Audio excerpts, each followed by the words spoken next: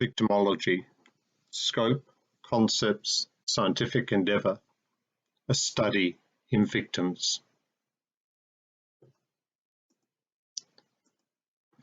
The science of deduction was introduced by Sherlock Holmes in the book A Study in Scarlet.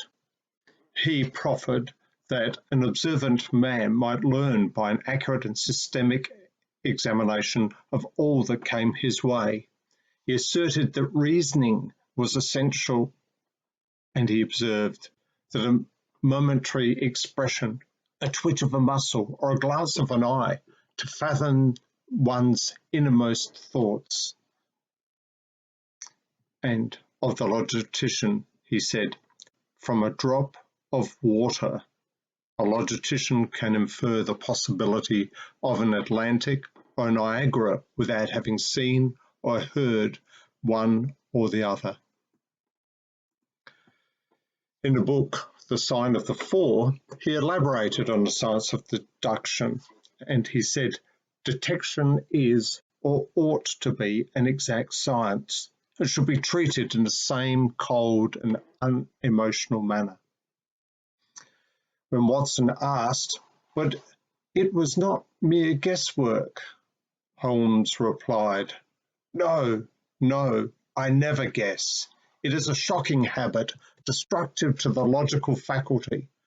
What is strange to you is only because you do not follow my train of thought or observe the small facts upon which large inferences may depend.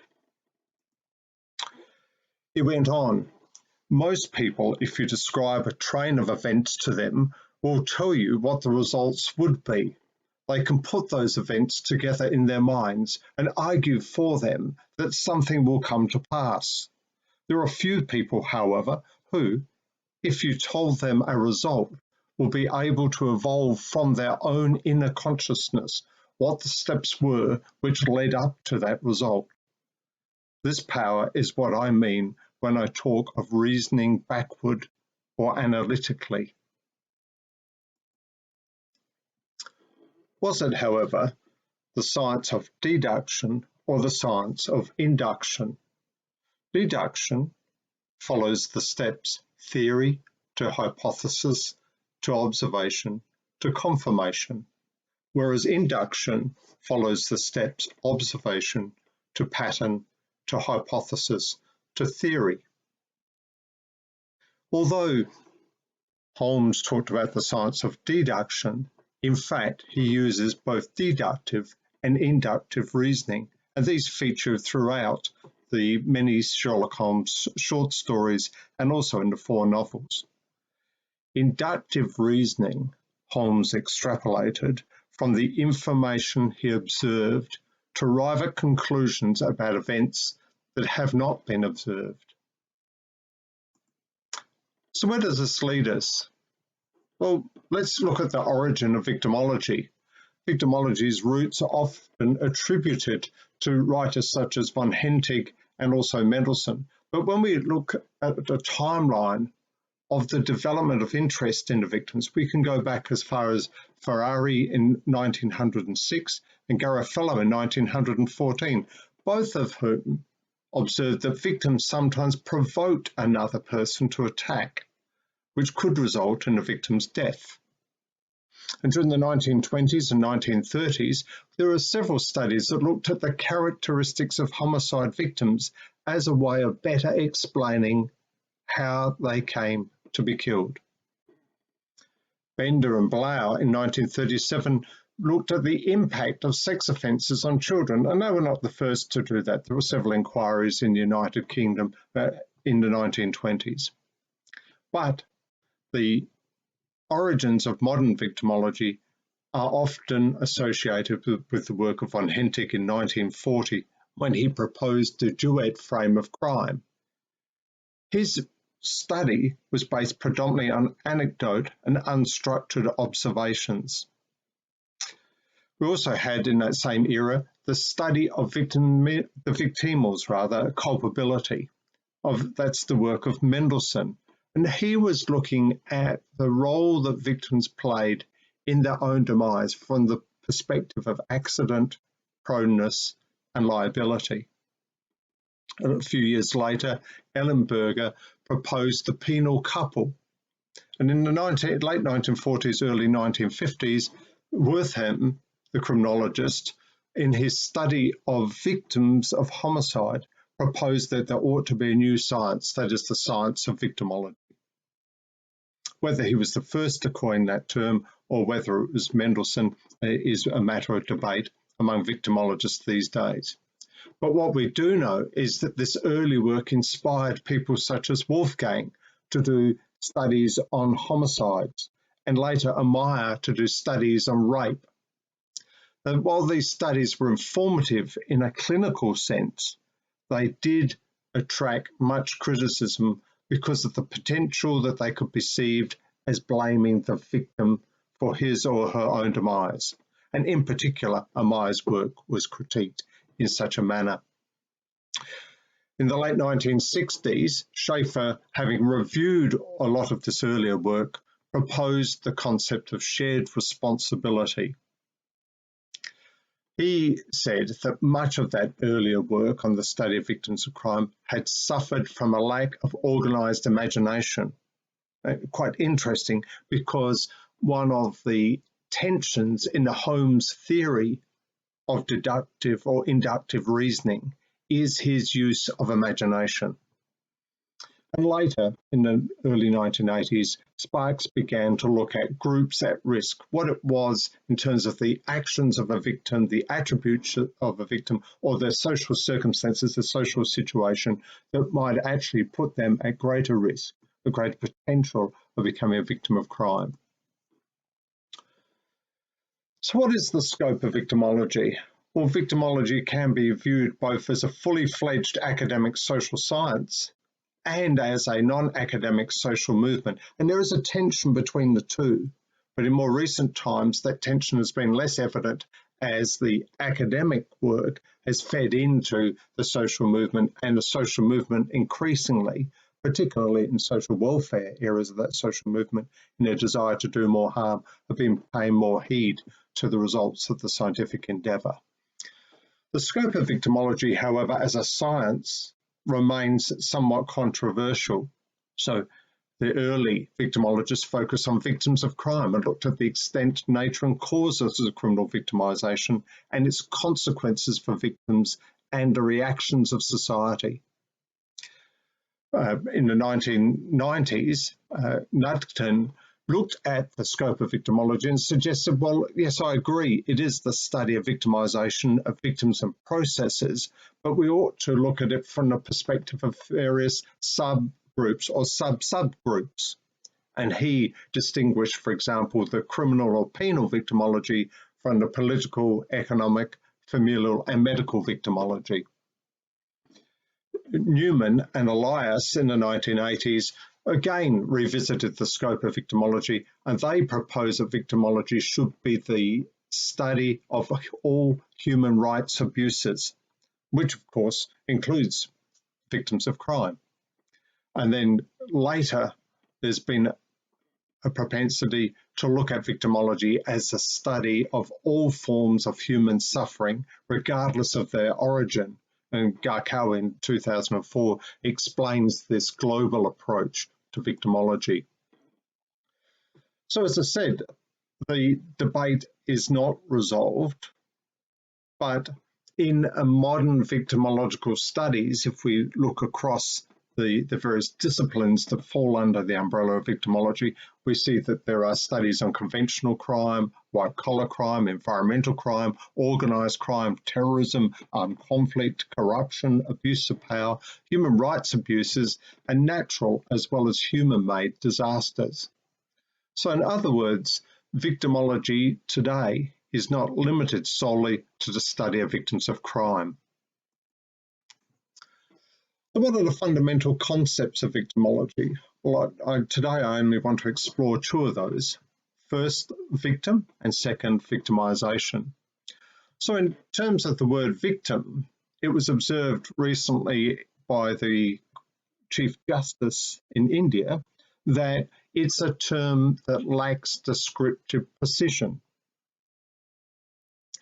If we go back to the work of Niels Christie, we see the concept being associated with the ideal victim, the person who is the most deserved. And is deservedness a key criteria of victimhood? Well, according to Bailey, it is. According to Bailey in 1991, and we need to consider how helpless the person was to prevent their victimisation, whether or not the fact that the person has become a victim gives rise to legal or moral entitlement to social concern.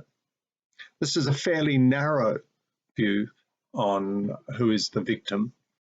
And then Carmen in 2004 suggested that a victim could be a person who are beset by loss, injury or hardship from any cause. And so we see that influence of that notion of victimology has expanded from just being the study of victims of crime to study of victims of all causes of victimisation.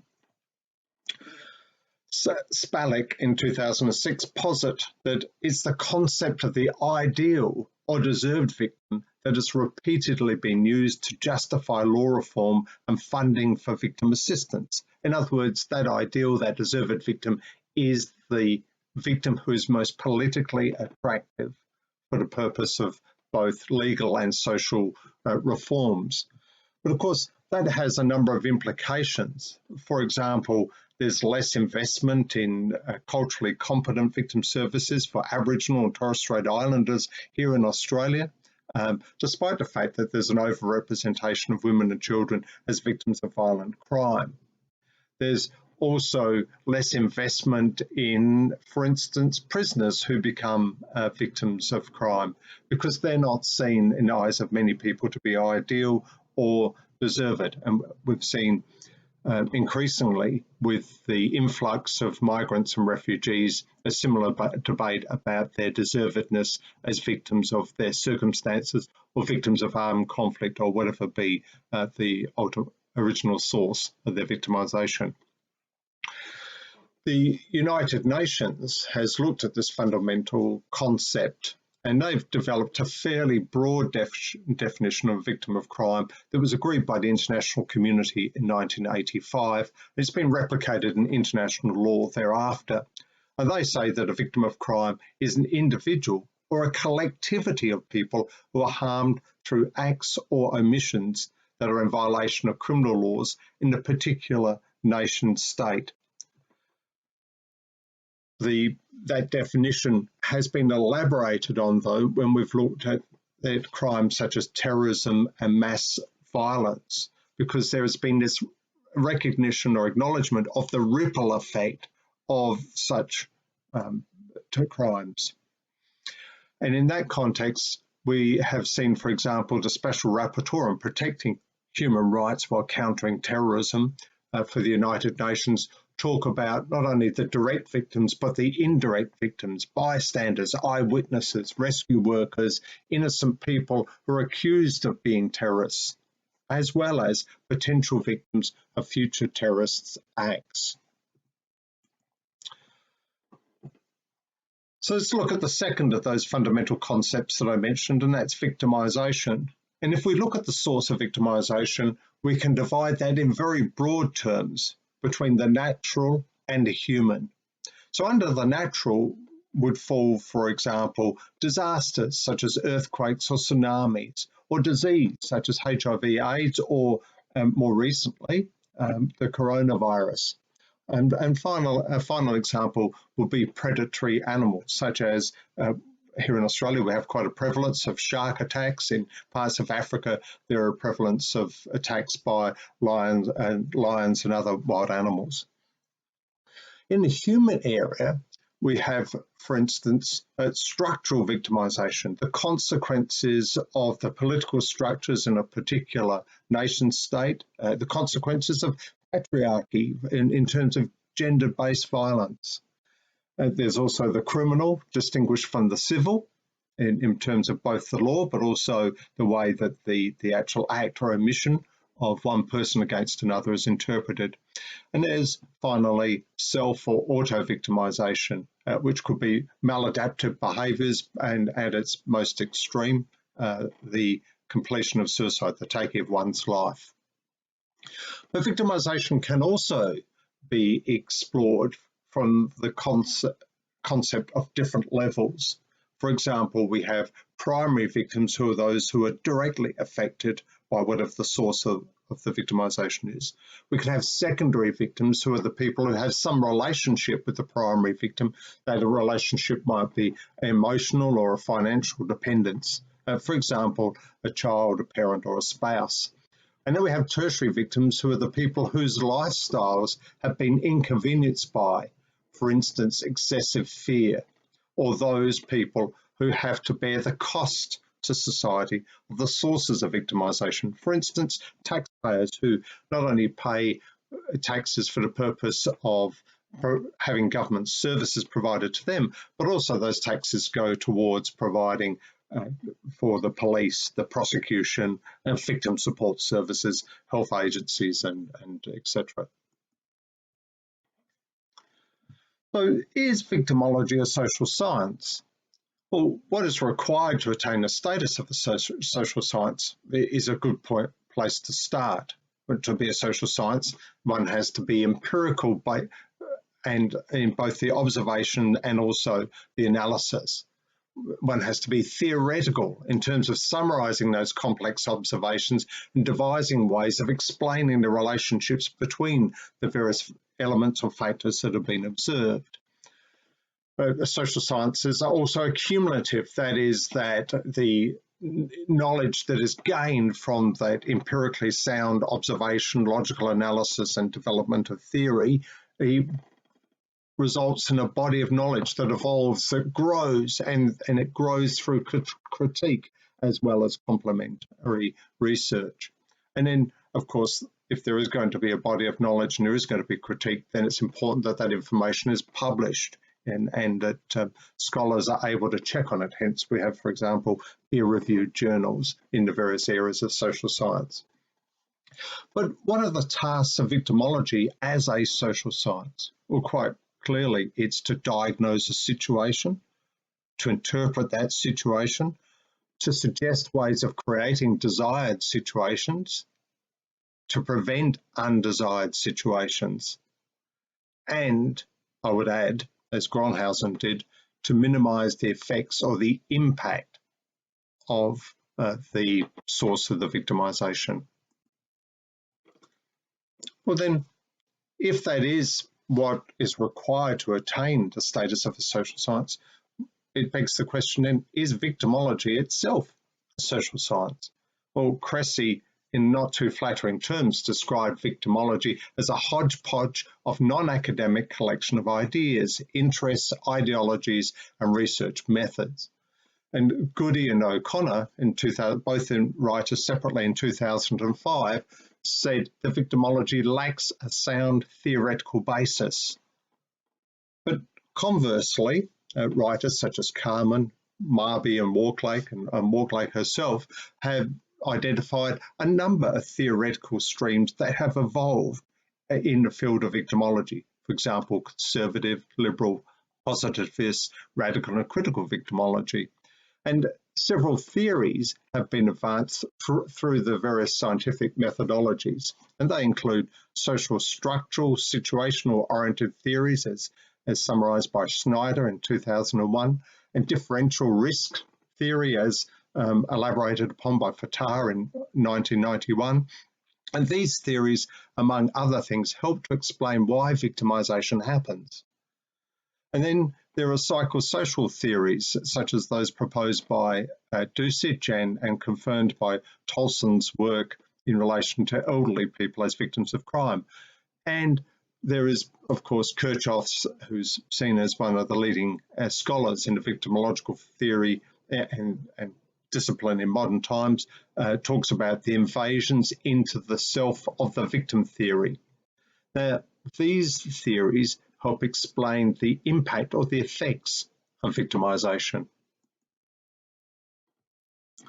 And we've seen victimology as a social science expand and reach out. And I've already suggested to you that these days that there is a global victimology as opposed to just the very more narrow shouldn't say just, but the more narrow criminal or penal victimology. But we see scholarly articles taking a victimological social science perspective in the areas of terrorism and mass violence, for example, Pemberton's work in 2010, in procedural justice, such as the work by Kirchin-Gass, Adelidis and O'Connell in 2019, in cyber victimisation, Gronhausen 2017, disaster victimisation, Susatyo in Indonesia in 2017, migration and hidden victims, the UNODC in 2014 and O'Connell in 2016, suicidology by Lester in 2001 and Dillingberg in 2007,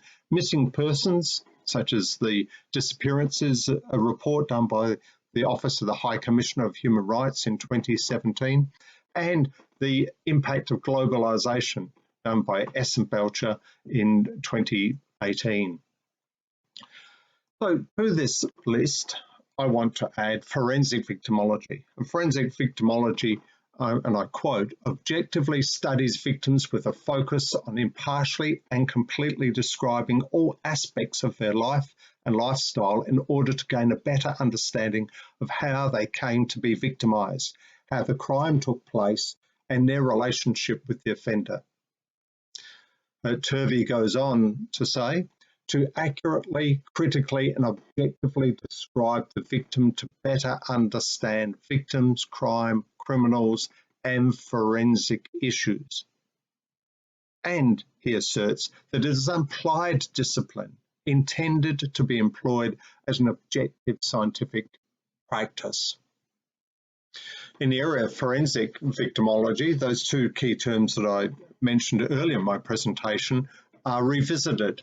For example, victimisation is seen as an act that exploits someone or makes a victim of them, such as homicide, sexually assaulting any person, molesting a child, or sex trafficking. And victimology, in the context of forensic victimology, is defined as the study of a victim or all victims in order to discover clues and information in regard to the offender's opportunity and selection process. This rings of a similarity to the concept advanced by Sherlock Holmes nearly a century or more ago. Forensic victimology is informed by criminological and victimological theories that focus on the victim. So that includes those theories that focus on individual characteristics and also commonalities shared, so individuals as victims and collectivities or groups at risk. Lifestyle theory, looking at the lifestyle of both the victim and also the offender and how they interact with one another. Situational theory, such as looking at the victim as a potential target, the potential offender, and space and how they come into connection or connect with one another in a situational time-space context. And also profiling the victim in much the same way that profiling began in terms of those people who perpetrated crime. And it's been applied to conventional violent crime initially, but these days more extensively it covers intimate partner violence, sexual violence, and even transnational organised crime such as trafficking in human beings. And in Turvey's book and Turvey and Petherick's work, they've talked also about forensic victimology in the context of how it helps with both criminal justice approaches and resolving miscarriages of justice and other contributions. Now, we've seen the concept of forensic victimology played out in, for example, fiction. The more recent BBC adaptation of the Sherlock Holmes Conan Doyle stories, for example, in a study in Pink, we see a scene of a homicide, and Sherlock Holmes is commenting on the victim. And he says she's been married for at least 10 years, but not happily. She's had a string of lovers, but none of them knew she was married. And Detective Inspector Lestrade goes, oh, for God's sake, if you're just making this up, And then Sherlock Holmes rebukes her wedding ring, 10 years old at least. The rest of her jewelry's been regularly cleaned, but not her wedding ring. State of her marriage right there. The inside of the ring is shinier than the outside. That means it's regularly removed. The only polishing she gets is when she works it off her finger. If it's not for work, look at her nails. She doesn't work with her hands, so what, or rather who, does she remove her rings for? Clearly not one lover. She'd never sustain the fiction of being single over that amount of time. So more likely a string of them. Simple, he concludes. And Watson butts in, that's brilliant. The fictional demonstration of forensic victimology most probably is more well known these days through the crime show Criminal Minds. And I'm just reminded as an example that in 2012, in the program The Divining Rod, the script portrays a crime whereby moments after a serial killer, Rod Garrett, is executed by a firing squad at a state prison, another person kills in Oklahoma, where the prison's located. And I quote from the script, "The victimology and MO are the same as in Garrett's killings. Female, young, blonde, pretty, and killed with a single stab through the heart using an ice pick." Now, by the time the Criminal Minds team arrive on the scene hours later, the killer has killed a second victim. And it's observed with the same victimology and the same MO.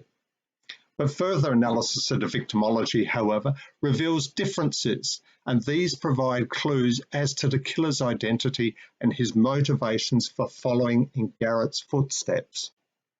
And so, forensic victimology more than a century ago, and forensic victimology in modern times, as reported in fiction. And sometimes in fiction there is a truth. Now, Sherlock Holmes and forensic victimology, what we see feature is what Turvey describes as an endeographic profiling, which focuses on solely the evidence found in a single case, and nonomethic profiling, which seeks to make generalized rules from specific cases.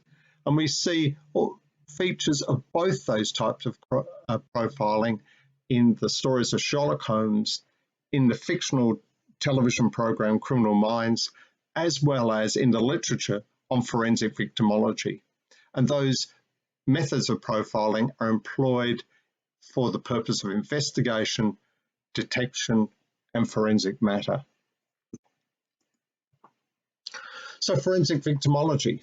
Victimology is taught, and I quote, almost exclusively through a narrow lens that involves feminist and restorative perspectives bundled with less than reliable victim crime data, says Turvey and Petherick.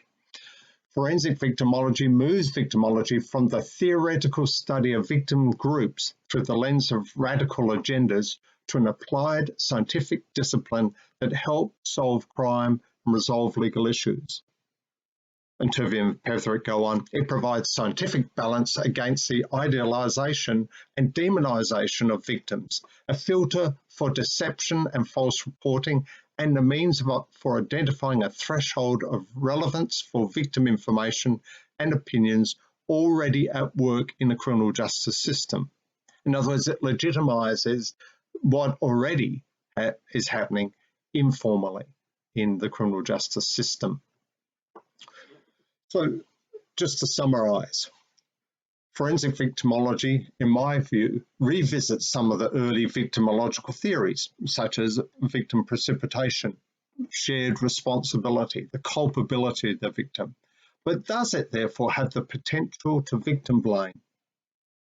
Well, Petherick's answer to that is victim precipitation is a controversial theory asserting that victims sometimes initiate the actions which lead to their harm or loss. It is important to study because research shows that it happens with some frequency and therefore cannot be ignored simply because it is distasteful. And Fatah in 1991 also elaborated on the concept of victim precipitation and explained that it is a clinical term and should be distinguished from provocation, which is a legal term. Precipitation helps with our understanding of crime. Provocation is proposed by the offender to mitigate their responsibilities. They're fundamentally different, says Fatah. And though arguably its application, that's the application of forensic victimology, improves investigation of crime, who is or are the beneficiaries?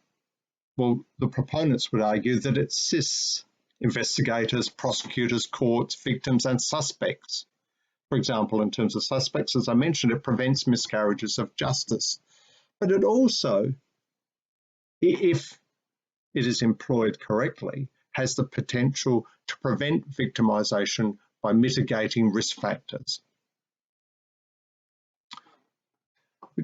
It then begs the final question, is it truly victim-centric? That is, does it put the victim at the centre? Or is it simply another means to advance a crime-fighting ideology?